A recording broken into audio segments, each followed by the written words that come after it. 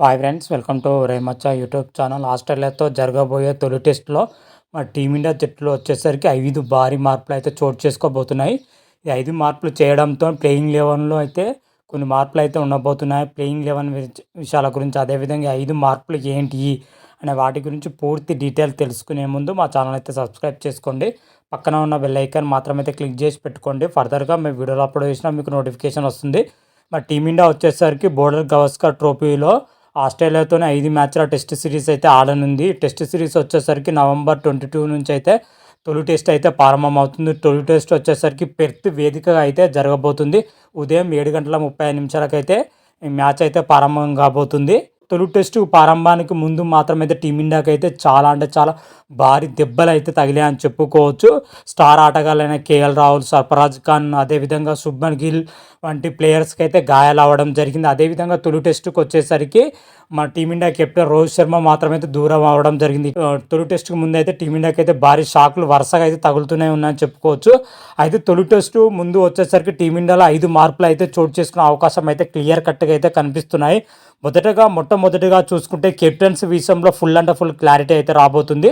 అయితే తొలి టెస్టులో వచ్చేసరికి రోహిత్ శర్మ అయితే దూరం కానున్నాడు. రోహిత్ శర్మ ఇటీవలే కొన్ని అనివార్య కారణాల వల్ల అయితే దూరం అవుతున్నట్లయితే చెప్పడం జరిగింది. బీసీఐ కూడా దాన్ని అయితే అంగీకరించినట్లయితే తెలుస్తున్న సమాచారం. అయితే అతని ప్లేస్లో వచ్చేసరికి జస్ప్రీత్ బుమ్రా తొలి టెస్ట్కి అయితే కెప్టెన్సీ బాధ్యతలు అయితే చేపట్టనున్నాడు. జస్ప్రీత్ బుమ్రాకి ఇది 2వ టెస్ట్ అని చెప్పుకోవచ్చు కెప్టెన్ పొజిషన్లో. మరి జస్ప్రీత్ బుమ్రా టీమిండియాని ముందుంచి ఎంత రాణిస్తాడో అయితే చూడాలి. ఇదొక మార్పు అని కూడా చెప్పుకోవచ్చు టీమిండియా తుది జట్టులో వచ్చేసరికి.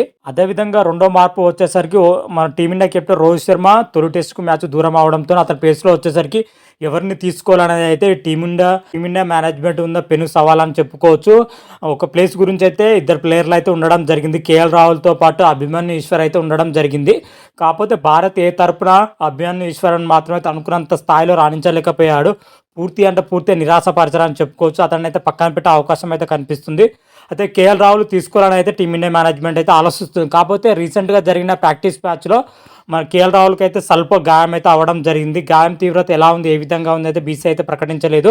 ఒకవేళ గాయం తగ్గితే మాత్రం అయితే ఓపెనింగ్ పొజిషన్లో కేఎల్ రాహుల్తో పాటు యశస్వి జైస్వాల్ ఓపెనింగ్ పొజిషన్లో అయితే బరిలో దిగినాడు. ఒకవేళ కేఎల్ రాహుల్ కోలుకోకపోతే అభిమన్యు ఈశ్వరే బరిలో దిగనున్నారు. ఇది సెకండ్ మార్పు అని చెప్పుకోవచ్చు. 3వ మార్పు వచ్చేసరికి 1 డౌన్ పొజిషన్లో శుభ్మన్ గిల్ మాత్రమైతే ప్రాక్టీస్ సెషన్స్లో, అదేవిధంగా ప్రాక్టీస్ మ్యాచ్లో వచ్చేసరికి స్లిప్లో ఫీల్డింగ్ చేస్తున్న టైంలో బాల్ వచ్చి వేలికి బలంగా గాయం అవడంతో తీవ్రంగా గాయపడడం జరిగింది.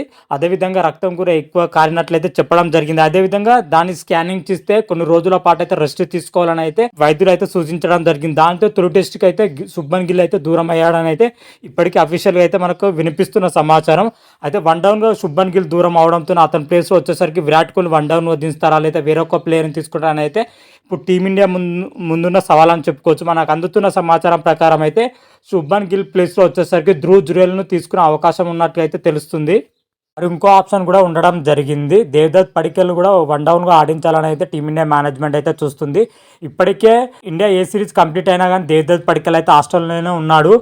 మరి అప్పటి వరకు టీమిండియా మేనేజ్మెంట్ ఆలోచించి ధ్రువ్ జురేల్ 3rd పొజిషన్లో తీసుకెళ్తుందా లేదా దేవదత్ పడికల్ని 1 డౌన్గా బరిలో దిగాలని చెప్తుందని అయితే చూడాలి. కాకపోతే విరాట్ కోహ్లీ పొజిషన్లో మాత్రం ఎటువంటి మార్పు లేకుండా 4th పొజిషన్లో బరిలో దిగాలని అయితే మరి టీమిండియా మేనేజ్మెంట్ అయితే ఆలోచిస్తుంది.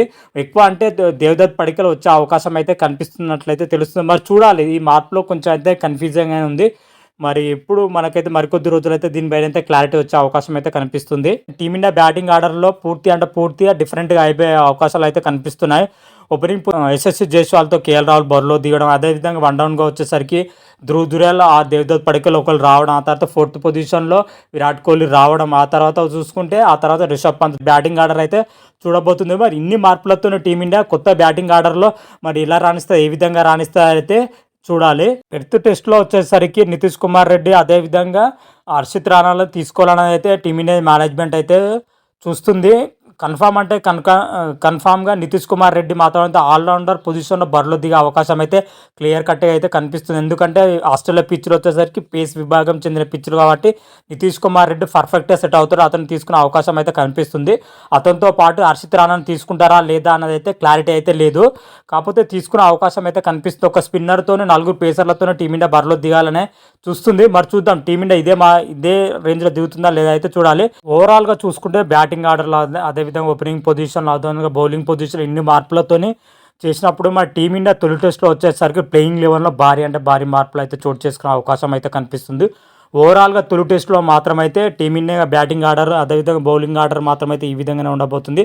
ఓపెనింగ్ పొజిషన్లో చూసుకుంటే ఎస్ఎస్సి జైస్వాల్తో పాటు కేఎల్ రాహుల్ అయితే బరిలో దిగే అవకాశం అయితే కనిపిస్తుంది. ధ్రువ్ జురెల్ ఆర్ దేవదత్ పడికల్ అయితే 1 డౌన్గా దిగే అవకాశం అయితే కనిపిస్తుంది. ఆ తర్వాత స్థానంలో చూసుకుంటే విరాట్ కోహ్లీ, రిషబ్ పంత్తో వీళ్ళు మాత్రమైతే బ్యాటింగ్ ఆర్డర్లో వీళ్ళు రానున్నారు. ఆల్రౌండర్ పొజిషన్లో చూసుకుంటే రవీంద్ర జడేజాను తీసుకుంటారా లేదా రవిచంద్రన్ అశ్విన్ను తీసుకుంటారా అని అయితే క్లారిటీ అయితే లేదు. ఎందుకంటే వీళ్ళిద్దరు మాత్రమైతే ఎక్స్పీరియన్స్ ప్లేయర్, ఆస్ట్రేలియా పిచ్ల పైన మంచి అవగాహన ఉన్న ప్లేయర్స్ అని చెప్పుకోవచ్చు. మరి ఎవరిని తీసుకుంటారా అనేది అయితే క్లారిటీ అయితే లేదు. మనకు అందుతున్న సమాచారం ప్రకారం అయితే రవీంద్ర జడేజాని తీసుకునే అవకాశం అయితే కనిపిస్తుంది. కాకపోతే ఇటీవల టైంలో మన team India head coach Gautam Gambhir వచ్చేసరికి రవిచంద్రన్ అశ్విన్ అయితే బాగా సెట్ అవుతారని అయితే ఒక ఇంటర్వ్యూలో అయితే గౌతమ్ గంభీర్ అయితే చెప్పడం జరిగింది. మళ్ళీ ఇలాంటి తరుణంలో వీళ్ళిద్దరిని ఎవరు తీసుకుంటారని అయితే క్లారిటీ అయితే లేదు. అదేవిధంగా మరొక ఆల్రౌండర్ వచ్చేసరికి నితీష్ కుమార్ రెడ్డిని అయితే తీసుకోబోతున్నారు. క్లియర్ కట్గా గౌతమ్ గంభీర్ అయితే చెప్పడం జరిగింది. నితీష్ కుమార్ రెడ్డి ప్లేయింగ్ లెవెన్కి వచ్చే అవకాశం ఉన్నట్లుగా అయితే. అదేవిధంగా పేస్ విభాగంలో చూసుకుంటే మహమ్మద్ సిరాజ్ అదేవిధంగా ఆకాశ్దీప్, జస్ప్రీత్ బుమ్రాతో కూడిన ప్లేయింగ్ 11 అయితే ఉండబోతుంది. ఓవరాల్గా ప్లేయింగ్ 11 చూసుకుంటే మాత్రమైతే ఈ విధంగానే ఉండబోతుంది.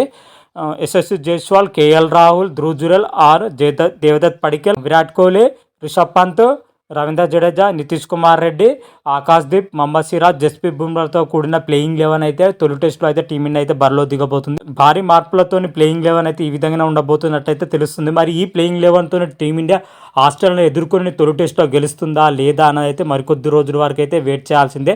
తొలి టెస్ట్ వచ్చేసరికి November 22 నుంచి అయితే ప్రారంభం అవుతుంది. పెర్త్ వేదికగా ఉదయం 7 గంటలకైతే ఈ మ్యాచ్ అయితే ప్రారంభం భారత్ కాలమాన ప్రకారం అయితే. మరి చూద్దాం తొలి టెస్ట్లో వచ్చేసరికి మరి టీమిండియా ప్లేయింగ్ 11 ఇలా ఉంటుందా, ఏ విధంగా ఉంటుంది అని అప్డేట్ రాగానే మరొక వీడియో చేసి అయితే అప్లోడ్ చేస్తాను. అంతవరకు మీకు ఈ వీడియోగా నచ్చినట్టయితే లైక్ చేయండి, షేర్ చేయండి. మరిన్ని వీడియోల కోసం మా ఛానల్ సబ్స్క్రైబ్ చేసుకోండి. పక్కన ఉన్న బెల్ ఐకాన్ మాత్రమైతే క్లిక్ చేసి పెట్టుకోండి. ఫర్దర్గా మీ వీడియోలో అప్లోడ్ చేసినా మీకు నోటిఫికేషన్ వస్తుంది. హర హర మహాదేవ్, శంభో శంకర. Thank you.